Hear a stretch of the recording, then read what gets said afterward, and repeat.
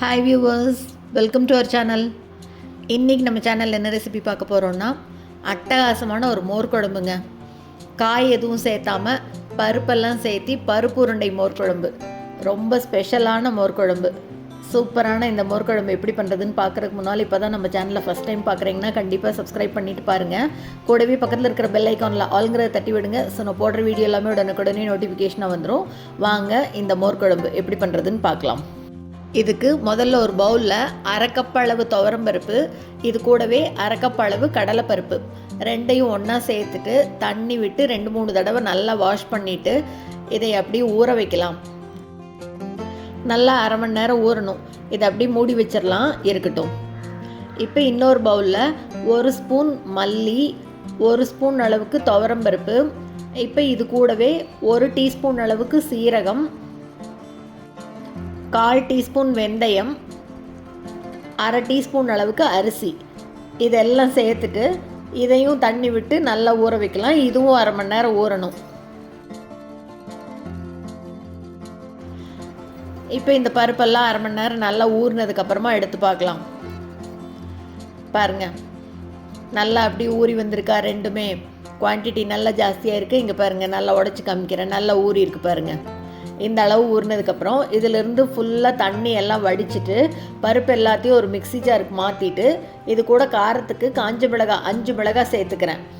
கூடவே இந்த மோர் குழம்புக்கு தேவையான அளவு உப்பு சேர்த்துட்டு 1/4 டீஸ்பூன் அளவுக்கு பெருங்காயத்தூள் சேர்த்தி தண்ணி எதுவும் துளி கூட சேர்த்தாமல் இதை அப்படி கொரகொரப்பாக அரைச்சி எடுத்துக்கணும். பாருங்கள், அப்படியே எடுத்து காமிக்கிறேன். இந்த அளவுக்கு கொரகொரப்பாக அரைச்சிக்கலாம். ரொம்ப நைஸாக வேண்டாம், ரொம்ப அப்படி பருப்பருப்பாக இருக்க வேண்டாம். இந்த அளவு அரைச்சி வச்சுக்கலாம், இருக்கட்டும். இப்போ ஒரு வாணலியில் 2 டேபிள் ஸ்பூன் அளவுக்கு எண்ணெய் சேர்த்துட்டு எண்ணெய் நல்லா சூடான உடனே அரை ஸ்பூன் அளவு கடுகு சேர்த்துக்கலாம். கடுகு பொரியும் போதே இது கூட ஒரு கொத்து கருவேப்பிலையை கிள்ளி சேர்த்துட்டு ரெண்டும் நல்லா பொரிஞ்ச உடனே இப்போ நம்ம அரைச்சி வச்சுருக்கோம் இல்லையா, அந்த பருப்பை சேர்த்துக்கலாம். அடுப்பை சிம்மில் வச்சுட்டு இந்த விழுதெல்லாம் சேர்த்துட்டு ஒரே ஒரு தடவை நல்லா அப்படியே கலந்து விட்டுடலாம் எல்லாத்தையும். இதை ஆவியில் வேக வைக்கிறதுக்கு மேலே நம்ம இந்த மாதிரி வித்தியாசமாக செய்கிறோம்.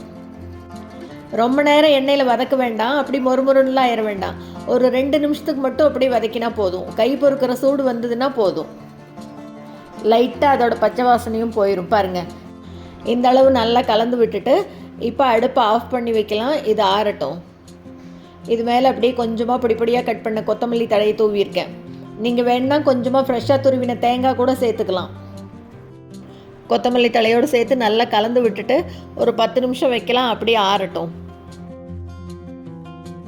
அதுக்குள்ளே இந்த பக்கம் ஊற வச்சோம் இல்லையா மல்லி பருப்பெல்லாம், அதை அரைச்சிக்கலாம். ஒரு மிக்ஸி ஜாரில் ஒரு சின்ன துண்டு இஞ்சி, 2 பச்சை மிளகாய், ஊற வச்ச மல்லி பருப்பு அதெல்லாம் சேர்த்துட்டு அது கூட ஒரு 1/4 கப் அளவு துருவின தேங்காயை சேர்த்து கொஞ்சமாக தண்ணி சேர்த்து நல்லா பாருங்கள் இந்த மாதிரி நைஸாக அரைச்சி எடுத்துக்கணும். இப்போ தயிர் நல்லா கடைஞ்சி எடுத்து வச்சுருக்கேன். 1/2 லிட்டர் அளவு தயிர் எடுத்திருக்கேன். அது கூட கொஞ்சமாக உப்பு சேர்த்துட்டு 1/4 டீஸ்பூன் அளவு மஞ்சள் தூள் சேர்த்து நல்லா கலந்து விட்டுறலாம். இப்போ கொஞ்சம் கெட்டியாக தான் இருக்கும். நம்ம அப்புறமா அரைச்ச விழுது சேர்த்தும் போது கன்சிஸ்டன்சி பார்த்துட்டு தண்ணி சேர்த்துறதுனா சேர்த்துக்கலாம்.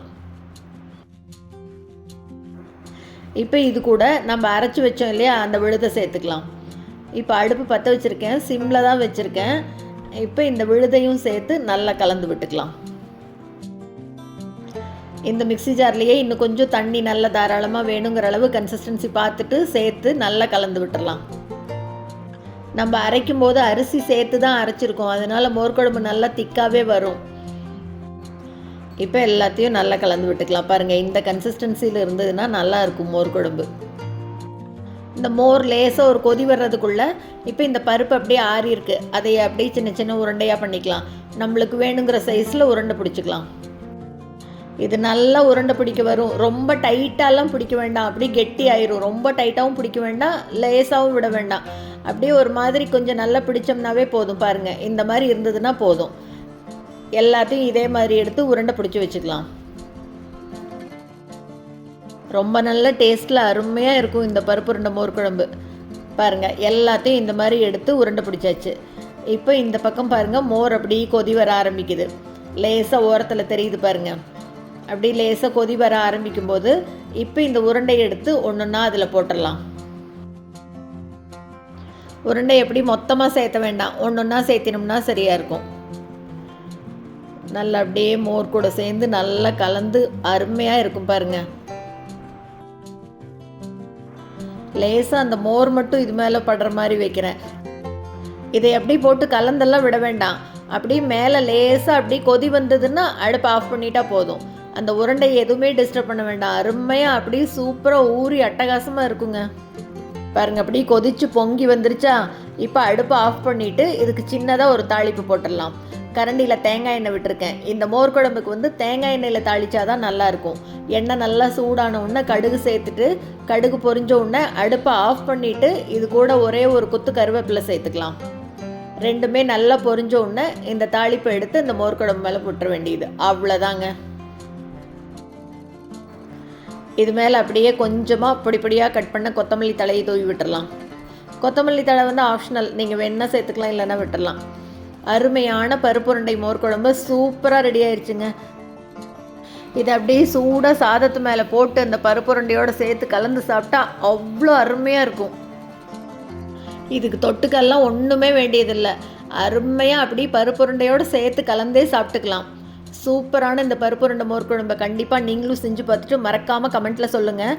இந்த வீடியோ உங்களுக்கு பிடிச்சிருந்ததுன்னா லைக் பண்ணுங்கள், ஷேர் பண்ணுங்கள், கமெண்ட் பண்ணுங்கள். மறக்காமல் நம்ம சேனலை சப்ஸ்கிரைப் பண்ணுங்கள்.